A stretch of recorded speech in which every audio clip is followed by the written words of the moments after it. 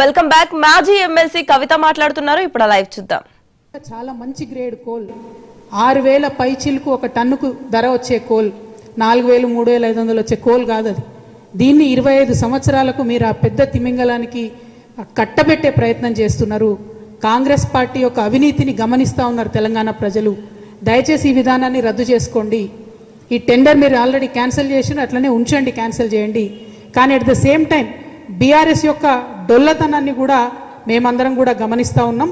దాన్ని కూడా ప్రజలకు ఎప్పటికప్పుడు చెప్తూనే ఉంటాం. అబద్ధాలు చెప్పకండి. మీరు కాంగ్రెస్ని క్రిటిసైజ్ చేయండి, టెండర్లు రద్దు చేపియండి, కానీ ఏదో అంతకుముందు మేము మొత్తం చేసేసినాం కరెక్ట్గా, ఇప్పుడు అన్యాయం జరుగుతుంది అన్నటువంటి విషయాన్ని చెప్పకుండా వాస్తవాలు మాట్లాడితే బాగుంటుందని నేను కోరుతా ఉన్నా. ఇక గుంటనక్క గారు ఏం చేసిర్రు, నేను బట్టి విక్రమార్క గారికి రాయను కానీ కిషన్ రెడ్డి గారికి రాస్తా అని చెప్పారు.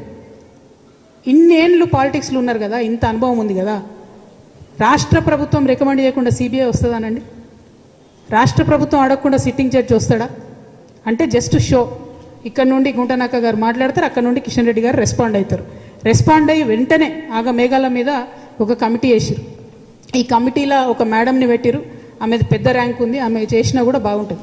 కానీ ఇంకొక ఆయనని పెట్టినరు, మారుపల్లి వెంకటేశ్వర్లు అనేటటువంటి వ్యక్తిని పెడితే వారు AGM rank, assistant general manager rank. ఆయన ఇక్కడ నుండి కోల్ ఇండియాకు పంపించారు. ఆయన ఆల్రెడీ అసిస్టెంట్ జనరల్ మేనేజర్. ఆయన ఇక్కడికి వచ్చి ఎవరిని అడుగుతాడు చెప్పు?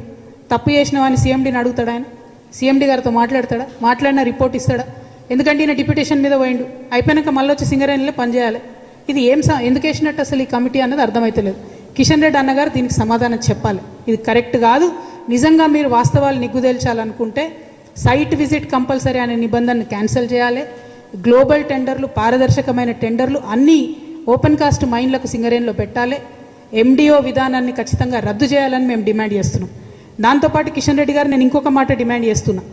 ఆంధ్రప్రదేశ్లో బొగ్గు నిక్షేపాలు ఉన్నాయి, తెలంగాణలో కూడా మన శ్రవణపల్లిలో, అట్లనే పెనగడపలో, సత్తుపల్లిలో, కళ్యాణకనిలో, కోయగూడెంలో, మనుగూరులో కొత్త టెండర్స్ కొత్తవి ఉన్నాయి, బొగ్గు బ్లాకులు. అవన్నీ కూడా ఇవ్వాలని చెప్పి నేను అవన్నీ కూడా తెలంగాణకు సింగరేణికి అలొకేట్ చేయాలని చెప్పి కిషన్ రెడ్డి గారిని నేను డిమాండ్ చేస్తూ ఉన్నాను. మీరు అది చేయకుండా మేమేదో మైనారిటీ స్టేక్ హోల్డర్సు, మాకు సింగరేణిలో ఏం చేయడానికి లేదు కాబట్టి ఏదో మేము పాపం చూసుకుంటా నిల్చుంటున్నాం అని చెప్పి చెప్పడం కరెక్ట్ కాదు. కోల్ ఇండియాలో ఉన్న అనేక విధానాలను కోల్ ఇండియా కన్నా బెటర్గా మరి కార్మికుల విషయంలో పర్టికులర్గా సింగరేణిలో మేము ప్రయత్నం చేసి ఇప్పించుకోవడం జరిగింది. కాబట్టి కిషన్ రెడ్డి గారు మరి ఖచ్చితంగా కార్మికుల సంక్షేమం కోసం కూడా మాట్లాడాలి. త్వరలోనే సింగరేణిలో ఎన్నికలు కూడా రాబోతూ ఉన్నాయి. మరి అధునాతమైనటువంటి ఫార్మసీలో మందులు కావచ్చు, హాస్పిటల్స్ మంచిగా చేయడం కావచ్చు, పెండింగ్ ఉన్నటువంటి ఆఫీసర్స్ బిల్లులు కావచ్చు, పెండింగ్ ఉన్నటువంటి కార్మికుల బిల్లులు కావచ్చు, పెండింగ్ ఉన్నటువంటి రిక్రూట్మెంట్స్ కావచ్చు, ఇవన్నీ కూడా మరి కిషన్ రెడ్డి గారు దగ్గరుండి ప్రయత్నం చేసి సింగరేణి కార్మికులకు ఇప్పియాలని కూడా నేను కోరుతా ఉన్నాను. మరి ఒకటి కాదు, రెండు కాదు, బీఆర్ఎస్ హయాంలో కూడా ఇదే నిబంధన వేరే వేరే డాక్యుమెంట్స్లో ఉండే అని చెప్పడానికి ఇవన్నీ సింగరేణివే, వేరే వేరే కాదు, ఇవన్నీ ఉన్నాయి. ఇవన్నీ దాచిపెట్టి మరి బీఆర్ఎస్ పార్టీ మాట్లాడడం అన్నది కరెక్ట్ కాదు. ప్రధాన ప్రతిపక్షంగా ఉన్నప్పుడు మీరు ప్రజల పక్షంగా ఉండాలి తప్పితే కాంట్రాక్టర్ల పక్షాన ఉండకూడదు. ఇది కరెక్ట్ కాదని చెప్పి నేను మీకు కోరుతా ఉన్నాను. మరి దీంతోపాటు నిన్న మొన్న నేను ప్రెస్లో చూసిన మా మహేష్ కుమార్ గౌడ్ గారు మా నిజామాబాద్ కాబట్టి ప్రేమతో అన్న అని పిలుస్తున్నా. కాంగ్రెస్ పార్టీలు ఉన్నా కూడా అన్న అని పిలిచే వ్యక్తులలో ఆయన ఒకరు కాబట్టి మహేష్ కుమార్ గౌడ్ గారు చిట్ చాట్లో చెప్పిరని విన్నా. నేను స్వయంగా ఆయన బయట అయితే చూడలేదు. అదేందో నేను కాంగ్రెస్లోకి వస్తా అంటే ఆయన వద్దన్నాడట. నేను మహేష్ అన్నని చెప్తున్నా, అన్న కాంగ్రెస్లో ఏం లేదు, అది లూజింగ్ పార్టీ, ఓడిపోయే పార్టీ. నెక్స్ట్ టైం కాంగ్రెస్ రాదు తెలంగాణలో. నెక్స్ట్ టైం తెలంగాణలో మా జాగృతి పార్టీ గెలుస్తుంది. మిమ్మల్నే మహేష్ కుమార్ గౌడ్ గారినే నేను జాగృతిలోకి ఇన్వైట్ చేస్తున్నా. మీకున్న ఎక్స్పీరియన్స్తోని మీకు మంచి పోస్ట్ ఇస్తామన్నా, నేషనల్ కన్వీనర్ ఇస్తాం, మీకు మంచి పోస్ట్ ఇస్తాం, మీరే రండి.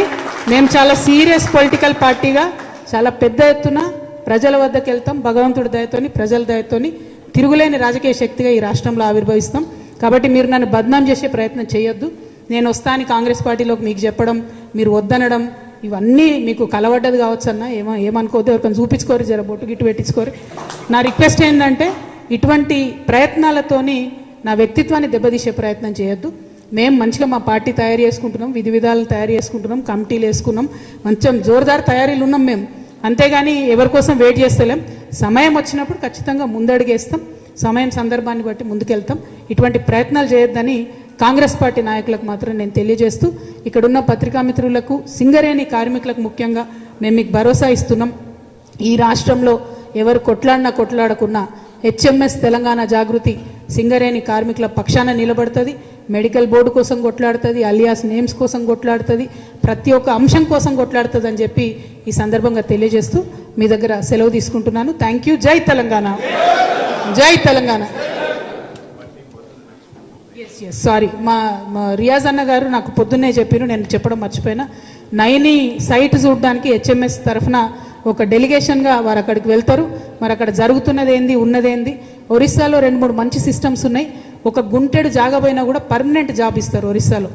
ఏ అంశంలో కూడా పోయినా కూడా ఆ సిస్టమ్స్ అన్నీ కూడా స్టడీ చేయడానికి హెచ్ఎంఎస్ తరఫున ఒక డెలిగేషన్ పోతుందని చెప్పి వారు చెప్పడం జరిగింది. ఈ విషయాన్ని తెలియజేయడానికి నేను చాలా సంతోషిస్తూ ఉన్నాను. Thank you. జై తెలంగాణ.